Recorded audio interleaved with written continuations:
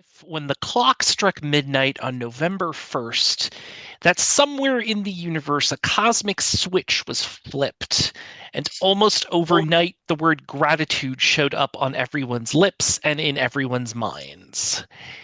Each November, reminders of this gratitude come to cover every flat surface: coffee mugs, home decor, greeting cards. If you have not encountered this out in the wild yet, brace yourself. It's coming. But for many of us, this season brings complicated feelings.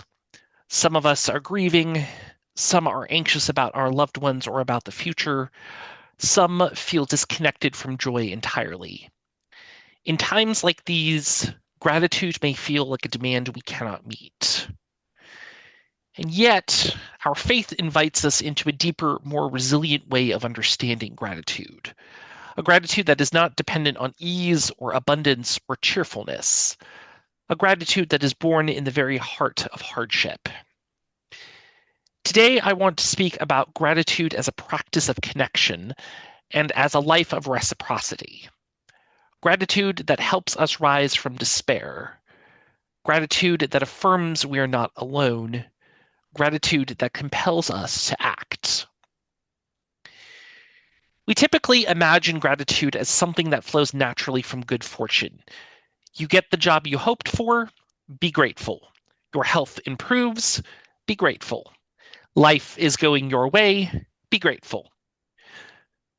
But what about when grief is heavy? What about when the world is filled with suffering? What about when we look in the mirror and do not recognize the person staring back? That is when gratitude becomes a spiritual practice, not a reaction, but a choice. Every morning, the Jewish tradition invites us to pray these words, Modeh ani lefanecha, I offer thanks before you.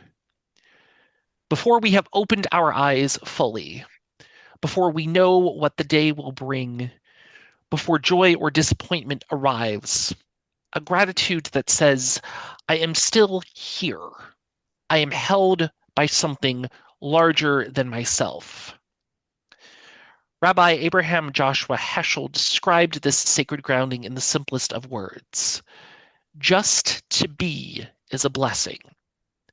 Just to live is holy. Not just to be happy is holy. Not just to be successful is a blessing. To be alive at all is a miracle. But let's be clear. Authentic gratitude makes room for our pain. Because life isn't all light, and gratitude isn't about pretending otherwise. Buddhism teaches us that suffering, dukkha, is a fundamental part of human experience. We cannot bypass it, but we also do not drown in it. Thich Nhat Hanh reminds us, when we recognize and acknowledge our suffering, the energy of mindfulness is born. Gratitude emerges in the space where we name what hurts and notice what sustains us. A friend who shows up at the right moment. A morning when you finally slept through the night. The taste of warm tea held in cold hands. The earth beneath your feet, supporting you without fanfare. Those small things do not cancel out the hardship, but they insist that hardship does not tell the whole story. In the darkest of times, gratitude is the light we kindle one spark at a time. If everything that sustains us is a gift, unsolicited, unearned, then gratitude demands more than words. It calls us to reciprocity. In Jewish teaching, this is tikkun olam, the repair of the world. In indigenous teachings, this is offering back to the earth what the earth has given. In Buddhism, generosity, dana, is the expression of liberation from the illusion of separateness. Gratitude becomes a verb. It says, because someone fed me, I will feed others. Because the earth nourishes me, I will protect her. Because community saved me, I will help build community for others. The American author, pediatrician, and integrative medicine scholar Rachel Naomi Remen frames it this way. This is, of course, a collective task. It involves all people who have ever been born, all people presently alive, all people yet to be born. We are healers of the world, and that story opens up a sense of possibility. It's not about healing the world by making a huge difference. It's about healing the world that touches you. Gratitude is love returning the gift.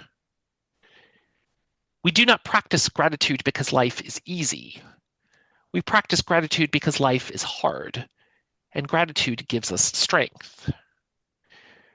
During the hardest seasons of our lives, we can name one thing that helps us survive today.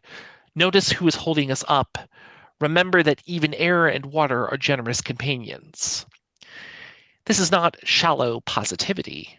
It is spiritual survival. Jack Kornfield writes, "In the darkest of times, the heart holds to gratitude for the goodness that remains."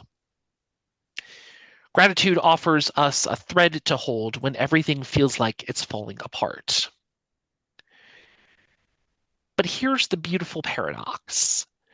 The more we practice gratitude in hardship, the more our hardship prepares us for compassion. Because when we know what it feels like to hurt, we recognize hurt in others. And when we know what heals us, we are empowered to help heal. Unitarian Universalism is grounded in the belief that we belong to one another.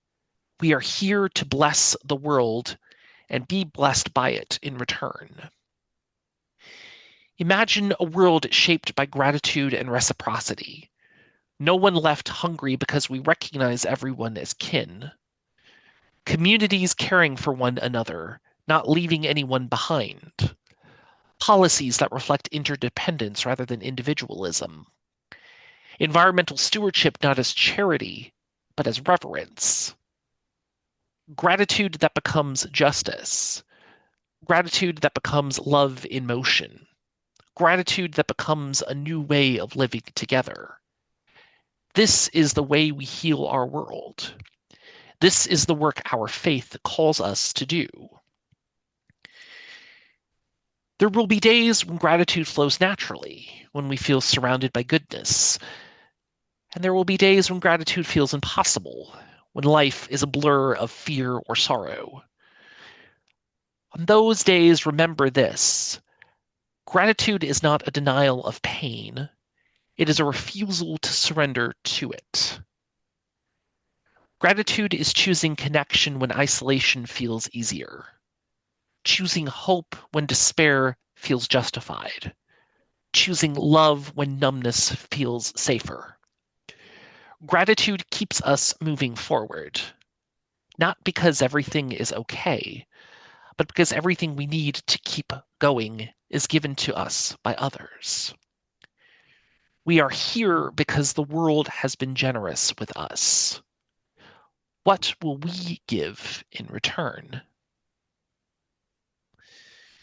My friends, imagine waking each morning with this simple prayer. Thank you. Now, how can I give back today? What might shift in our relationships, in our congregation, in our community, in our world? Gratitude that stops at words is incomplete. Gratitude that moves into service becomes sacred. This is how gratitude becomes reciprocity. This is how gratitude becomes healing. This is how gratitude becomes transformation. This is how gratitude becomes love made visible. In closing, my hope for you this day is that you may feel gratitude like a hand in the dark, steadying you when the path is uncertain. May you know the truth that you are held in a web of relationships older and wider than you can imagine. May your gratitude awaken reciprocity, a calling to serve, to mend, to love boldly. May your gratitude be a source of resistance to the forces of fear and isolation. And may we, together, build a world that reflects the wonder of being alive and alive together. Let us live with hearts that say, thank you. And here is my offering in return. May we cause it to be so. Blessed be. Amen. Shalom. Assalamu alaikum. Namaste. Thank you all so much.